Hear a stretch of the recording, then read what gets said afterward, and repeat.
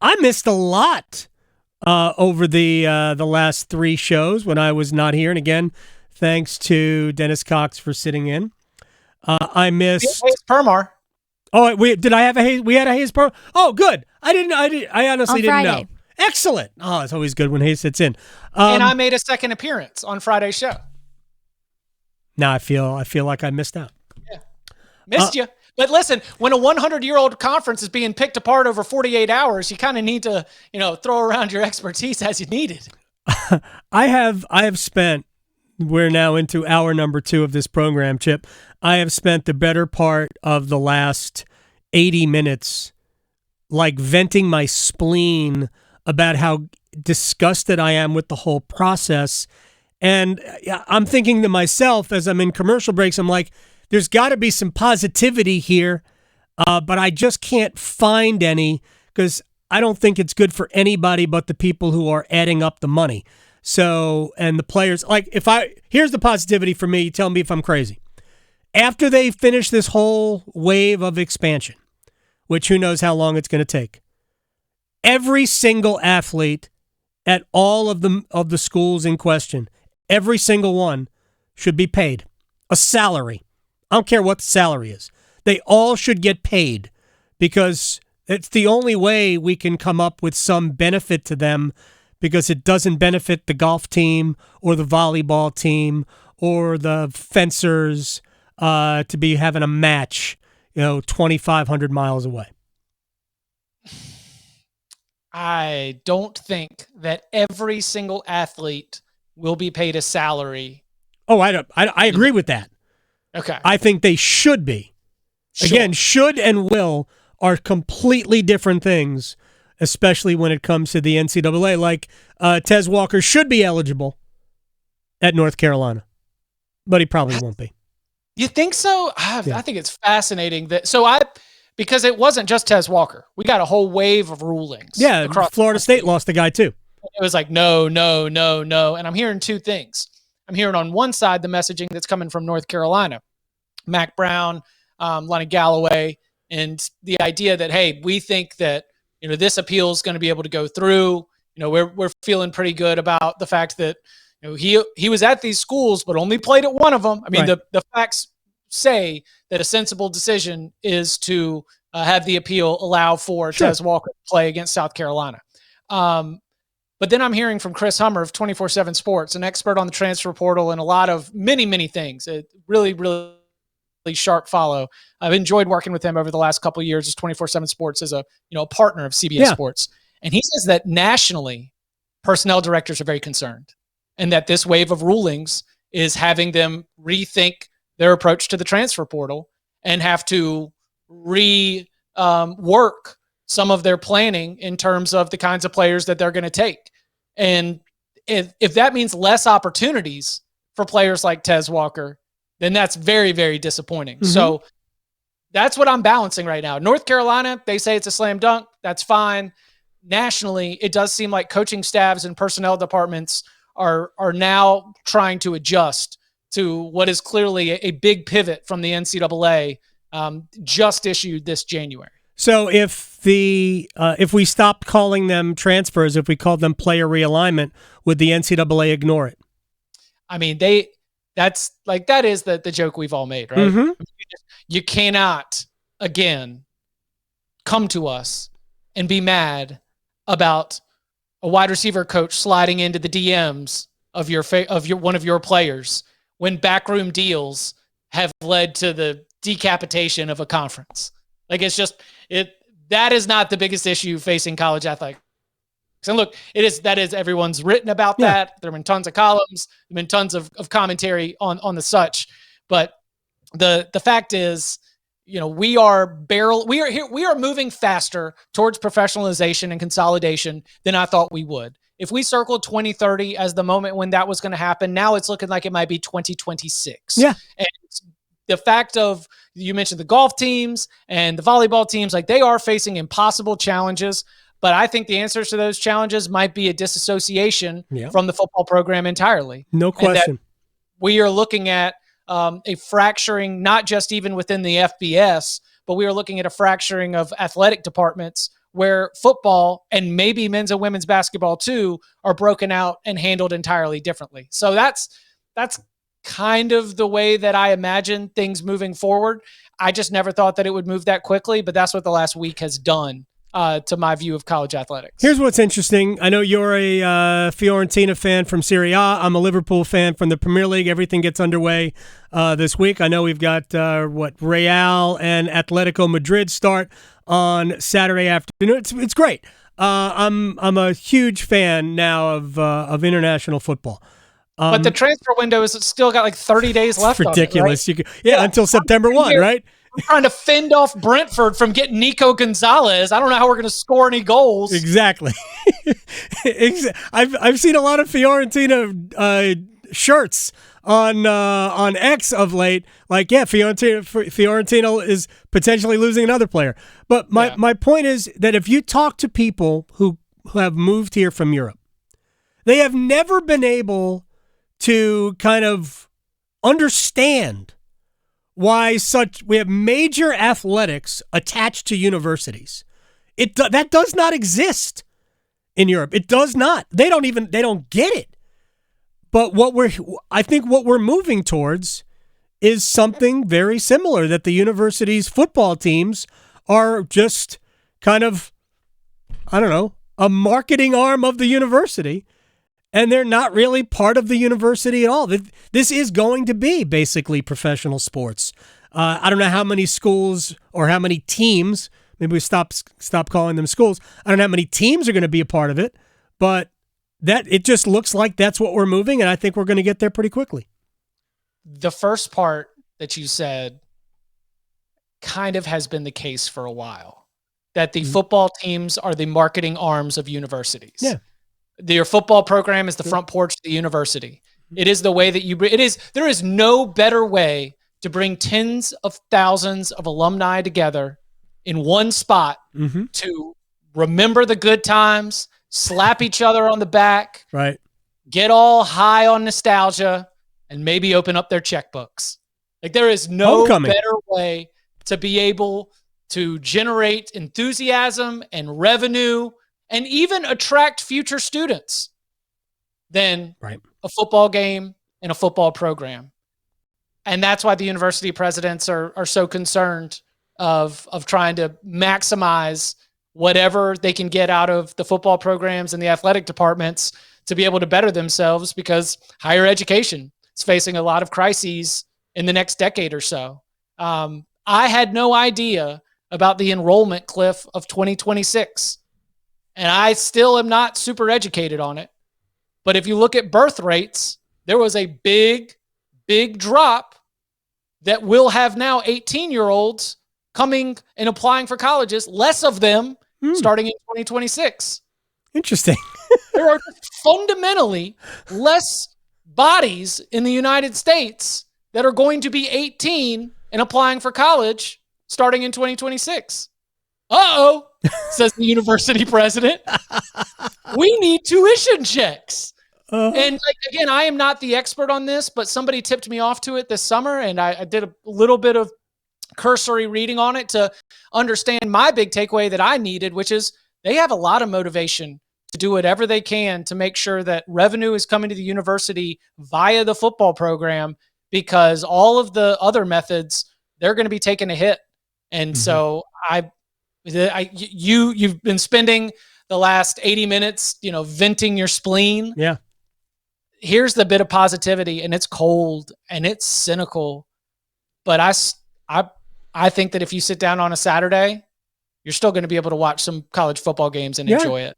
Oh, I feel bad because I am sad for what is happening, but as the host of the Cover 3 podcast, where we do not only focus on one conference, and where we pride ourselves on the fact that we take not 133, like we're not talking about every single team, but the 60 to 80 most important or interesting teams in college football, we really, really know what's going on. And when they play against each other, we can tell you what's interesting, the matchup advantages, which means that we have been unintentionally preparing ourselves for a world where only 60 to 80 teams are playing at the top level. Like, I think, and the fans love it. They love the product that we are putting out. Like, I think there is a demand, and there are consumers who will take a national college football type league. It's just going to be the alumni, the fans who've been around for a long time, and the people who've been the most invested in their university who are going to be disappointed by the loss of the regionality and the rivalries. Chip Patterson here, as he is every Wednesday. Here's the thing. I said this earlier. I don't want people to take my disgust with how everything has played out. The fact that, the Big Ten didn't need Southern Cal and UCLA. They didn't need Oregon and Washington. The SEC didn't need Texas and Oklahoma. The ACC certainly doesn't need Cal, Stanford, and SMU. All of that is silly. Big 12, whatever. Geographically, it doesn't make awful sense to have Arizona, Arizona State, and Utah along with Colorado in your league, but it doesn't really move the needle financially. It just adds a lot more like schools, if they're even like schools. But for college football isn't going anywhere. And I tried to make that as plain. The game is getting more popular. The sport is getting more popular. It's just the inner workings of it all. I just have I have great interest in it, but it depresses me over all the decisions being made. Like every time I hear an administrator talk about the experience of our student athletes, it just makes me nauseous because you're obviously not really considering that. And there's just no way around it, but the game's not going anywhere. We're still going to watch, 47 games between now and the second week of September or more. Right. We'll watch more than 47 games between now and the second week of September. Real quick to the poll, which came out, I guess, yesterday, the coaches poll, Chip. Georgia number 1, no surprise. Michigan number 2. And here's where I point out that your non-conference schedule will never matter because Michigan's non-conference schedule might be the worst among the Power 5 conferences. And no offense to East Carolina. I'm not ECU is a credible football program, and there are years where that would be a difficult game for most teams. It's at the Big House, but other than that, who are they fooling? So here's, do you think that the coaches poll should be where a team starts or where you think a team will finish in the preseason? I don't think we should have any preseason polls, but I've been saying that for 20 years. I go about filling out my preseason rank. We had the CBS Sports 133 was released a little bit ago. And when I filled out my ballot, it is the most cold and calculating that I am because it's almost all talent evaluation. Mm-hmm. And Michigan has one of the most talented rosters in the entire country. So I had Michigan as one of the top teams on my ballot, but it had nothing to do with the schedule or where I think they're going to finish. I think that Georgia is the team with the least amount of question marks and highest talent than anybody else. It has nothing to do with the fact that their schedule doesn't start until the second week of November and that they're going to be cakewalking 10-0 until they actually have to play a team with a pulse. I think Ohio State has a really, really tough schedule. Mm-hmm. I think Ohio State's schedule, both in terms of having to play at Notre Dame in the non-conference, and then in their draw from the other division, they have to go play Wisconsin while, all you're playing for Michigan are the bottom feeders from the Big Ten West. I think Ohio State on paper probably is better than they might finish just because of the schedule. I think that for preseason rankings, they need to be starting points that based on not the schedule or where I think you're going to finish, but based on who you are before we've snapped the ball, which can only be depth charts and talent evaluation. That's kind of how I stack my teams up. So, I would probably have had Ohio State ahead of Alabama instead of Alabama ahead of Ohio State. And that's because I've got more faith in the quarterback and the passing game at Ohio State than I do at Alabama, where quarterback is a concern and the wide receivers have underperformed over the last couple of seasons. And then, you start to get a little bit further down. I've expressed many times to you that I don't think Florida State should be ahead of Clemson. And in fact, if you want to dabble, with the wagers, and place your bets later on, we might. I think that Clemson plus 130 to the ACC is value because Florida State is being overhyped. That Florida State at plus 140, Clemson at plus 130 essentially lists them as co-favorites, and they are not co-favorites. Clemson is the favorite to win the ACC, and I think that Clemson should be ahead of Florida State. Not way ahead, but Clemson is ahead of Florida State in my ballot, and I think that Clemson is going to win the ACC. So I would put Clemson, again, on paper. I do think the roster, top to bottom, is better for the Tigers than it is for the Seminoles. And then once you start to get beyond that, it's a little bit of a grab bag of what the voters are attracted to. And when Clemson loses to Duke in the opener, Clemson's odds will get better in terms of more value, and then I will buy in at that point. Chip Patterson, you're the best, man. I will talk to you next week. I'll probably talk to you before then. Just may not be in this forum. Appreciate your time. One question. I'm so sorry that was late. I don't mean to push us further into anything. Time, but do you think it is pre-backfilling or a play to increase revenue on the network? What, for Stanford, Cal, and SMU? Yeah. I don't think SMU is a bad addition because they want it. They want it so badly. And they've got every single player on salary already. Seriously, their NIL situation is one of those, all y'all, every single one of y'all. We got money. We got money. Look, they're used to it. That's how the whole thing started. SMU used to be a power, man. The Pony Express was a thing with Craig James and Eric Dickerson. Are you panicking because obviously the loss of any teams is a loss of inventory, not just a loss of value. So there is a fundamental numbers game of we will be able to have X number of games per weekend. We've got less teams. Now we are not able to have X number of games per weekend. Are you adding them just to prepare yourself so that when Florida State leaves, as Drew Weatherford put it, Florida State Board of They're Trustees, not going anywhere. Or is it a network play where you're trying to increase the number of live sports that you have on your network? And I love the documentary. I'm just saying, less reruns of the 8-part ACC tournament documentary, more live sports. I think it gives them 2 more time zones. So yeah, theoretically it would give you more inventory to show. But I can't make sense of the move. I've heard a lot of theories that yes, cover. Honestly, if Florida State and Clemson somehow manage to get out of the grant of rights and leave, well, they can. It's just expensive. That's the other thing that I've come around $500 million. Well, I think that there is more motivation than I imagined to pull together the resources to cut hundreds of $1 million worth of checks. Cut them. But to me, that's the minimum. It's $500 million. And then you get no media money. When you were talking to Bubba Cunningham, and his attitude very much came off to me as, well, fine, leave. I was like, is Florida State going to fix the ACC's money issues by leaving? Perfect. Is that really about what's going to happen? Here's $500 million to spread around the league for the next 15 years. I don't think anybody. I don't think. And where are they going? That's the other thing. Florida State's not going to the SEC. I've said this before.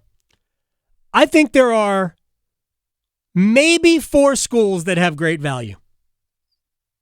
And I don't think one of them is Florida State. And Clemson, maybe. I'm not sure. Does the SEC want Clemson? I'm not 100% sure that they would have a friendly landing spot there. Maybe the Big Ten does. I think the Big Ten would be interested in North Carolina and Virginia. I think the Big Ten did not add Cal and Stanford, schools that I think Big Ten university presidents would have loved to welcome to the ranks of the Big Ten, because television executives did not want to fill spots 19 and 20 with those two on the potential of what might happen. I don't think that there's an offer available right now for Florida State or other schools, but I think that not grabbing all 4 was like, let's leave this open and just see what happens. It'll be the Southeastern Conference and the Big Ten Conference, and we'll have 60 teams, and half of them will be in one and half of them will be in the other, and they'll all make a ton of money. And I think ACC is going to make it through as the ACC. It might lose a couple members. The Big 12 is going to make it through. I don't think the SEC has any interest in expanding. And I think that the Big Ten wants to get to 20. And we'll see what ends up happening with the musical chairs there. Higher education, the Big Ten, 20 teams. Chip. The Big Ten. No, it's the Big Ten. There's a road in Wake County. Thank you, sir. Sounds good. Y'all be well.